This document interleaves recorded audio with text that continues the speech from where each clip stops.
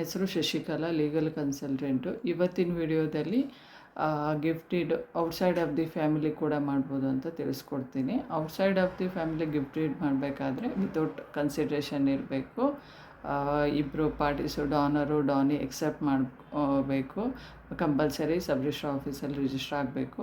But ಇದರಲ್ಲಿ ಏನಂದರೆ stamp duty attract ಆಗುತ್ತೆ. Market value of the property stamp duty ಕಟ್ಟಲೇಬೇಕು. ಅದೇ ವಿತಿನ್ ದಿ ಫ್ಯಾಮಿಲಿ ಆದರೆ ಸ್ಟಾಂಪ್ ಡ್ಯೂಟಿ ಅಟ್ರಾಕ್ಟ್ ಆಗೋಲ್ಲ. ಸ್ಟ್ಯಾಂಡರ್ಡ್ ಸ್ಟಾಂಪ್ ಡ್ಯೂಟಿ ಇರುತ್ತೆ, ಫಿಕ್ಸ್ಡ್ ಸ್ಟಾಂಪ್ ಡ್ಯೂಟಿ ಇರುತ್ತೆ, ಅದು ಮಾತ್ರ ಕಟ್ಟಿದರೆ ಸಾಕು. ಗಿಫ್ಟ್ ಡೀಡ್ನ ರಿವೋಕ್ ಸಹಿತ ಮಾಡ್ಬೋದು, ಅಂದರೆ ಕ್ಯಾನ್ಸಲ್ ಸಹಿತ ಮಾಡ್ಬೋದು. ಬಟ್ ಕ್ಯಾನ್ಸಲ್ ಮಾಡಬೇಕಾದ್ರೆ ಡಾನಿದು ಎಕ್ಸೆಪ್ಟ್ ಮಾಡಿರಬಾರ್ದು. ಅವರು ಕ್ಯಾನ್ಸಲ್ ಮಾಡಲಿಕ್ಕೆ ಇದನ್ನ ಒಪ್ಕೊಂಡಿರಬೇಕು. ಮತ್ತು ಪೊಸಿಷನ್ ವಾಪಸ್ ಕೊಡಲಿಕ್ಕೂ ಅವರು ಒಪ್ಕೋಬೇಕು.